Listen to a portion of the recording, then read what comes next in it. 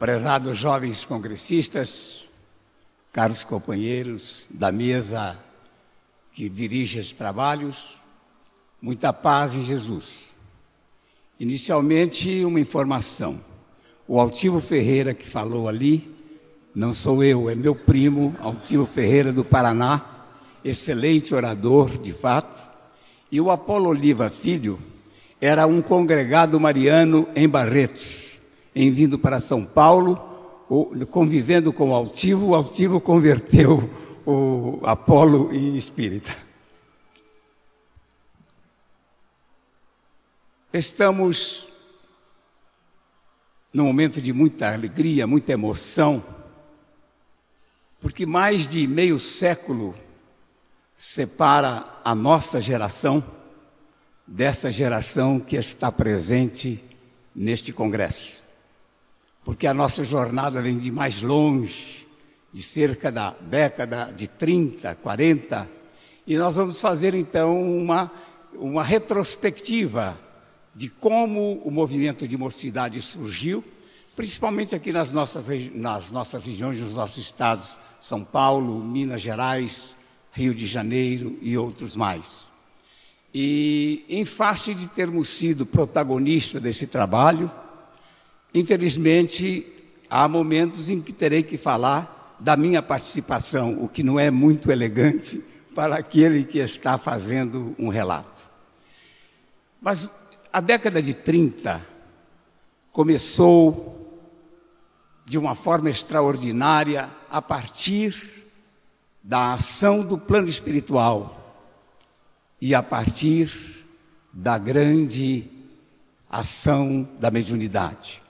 Porque um jovem que estava passando dos 21 para 22 anos lançava um livro que criara, sem dúvida nenhuma, uma grande celeuma e até uma grande expectativa no mundo intelectual brasileiro. Esse jovem chamava-se Francisco Cândido Xavier e o livro era lançado nos primeiros dias da década de 30, era o Parnaso de Além-Túmulo, reunindo os grandes poetas brasileiros e portugueses com a beleza de seus versos. Mas é também em 1930 que surge a primeira mocidade espírita do Brasil, na cidade de Bebedouro, ali no estado de São Paulo.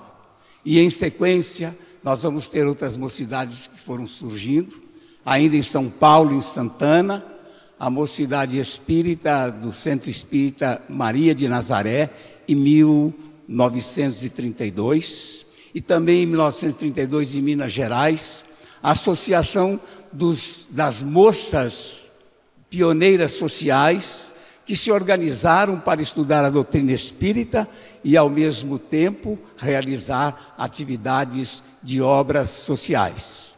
Em 1933, surgiu a terceira mocidade espírita, também no estado de São Paulo, em Araçatuba.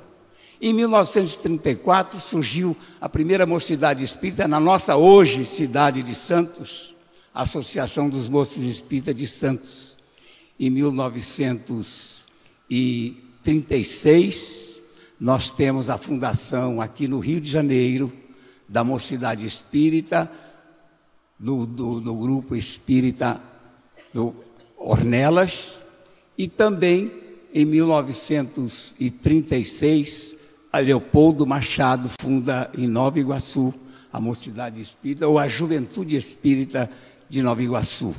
Em 1937 surge em São Paulo a União das Mocidades Espíritas da capital, ou seja, da Mocidade Espírita de São Paulo. Então, a década de 30 já estava marcada com um trabalho interessante ligado aos jovens, a partir do jovem extraordinário que foi o médium Francisco Cândido Xavier. Mas quando entramos na década de 40, vamos encontrar a grande personalidade que já foi lembrada aqui, Leopoldo Machado, com as suas atividades. Precisamos ter registrado que, a partir de 1937, o Brasil passou a ser governado pelo Estado Novo, que, através da sua polícia política, impedia a realização de atividades públicas, a não ser que tivessem autorização especial daquele departamento. A Federação Espírita Brasileira chegou a ser fechada por um dia, exatamente por isso. Então, as casas espíritas tiveram de recuar nas suas atividades para o simples intercâmbio entre os vivos da carne e os vivos do espaço, ou seja, as atividades mediúnicas. As 4 paredes das casas espíritas pareciam velórios fechados, onde se realizavam essas reuniões mediúnicas, esse intercâmbio entre os espíritos desencarnados e os espíritos encarnados. E quando entramos na década de 40, essa realidade ainda permanecia. Então, em 1942, o grande baiano Leopoldo Machado lança o livro Cruzada do Espiritismo de Vivos. E nesse livro, e na sua pregação, ele vai falar exatamente da necessidade de fazer o espiritismo de vivos, ou seja, o espiritismo com os encarnados, abrir o centro espírita para a sociedade. Fala da necessidade de apoiar e expandir as mocidades espíritas e se refere às escolas de moral cristã, que são a gênese da evangelização infanto-juvenil dos nossos dias. E Leopoldo Machado, então, fez a sua pregação, não só pelo livro, mas através da tribuna, que ele era um excelente orador, magnetizando, digamos assim, toda a juventude que estava surgindo, não só nessas regiões, mas também em todo o Brasil. E nessa cruzada de espiritismo de vivos, de Leopoldo Machado, começaram a explodir as mocidades espíritas. Na nossa cidade de Barretos, por exemplo, em função exatamente da pregação de Leopoldo Machado, fundamos em 25 de dezembro de 1945, a nossa juventude espírita, de que tivemos o privilégio de ser o primeiro presidente. E, ao mesmo tempo, as mocidades foram se espalhando por todo o Brasil, como se registrou agora, haveria cerca de 200 mocidades espíritas à época de 1948, quando surgiu o primeiro congresso. Ou seja, num espaço de tempo de menos de um lustro, menos de 5 anos, as mocidades espíritas se explodiram pelo Brasil. Por quê?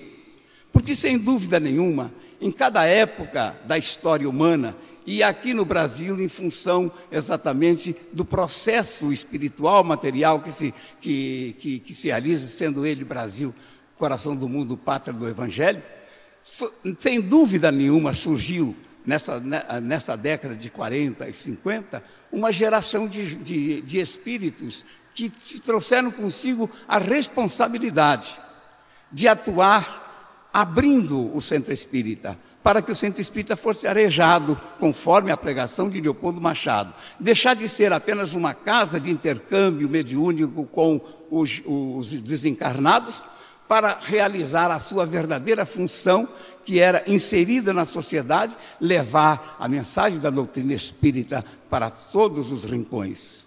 As mocidades espíritas surgiram mais como autônomas do que propriamente como departamento dos centros, porque exatamente os dirigentes dos centros não estavam ainda nem familiarizados com a convivência com jovens e nem ao menos preparados mentalmente para ceder o seu espaço à juventude. Então, os jovens quase sempre tiveram que sair, trabalhar fora dos centros, ou dentro das casas espíritas, como foi o nosso caso, mas como uma entidade independente, que tinha seu horário próprio para realizar as suas atividades.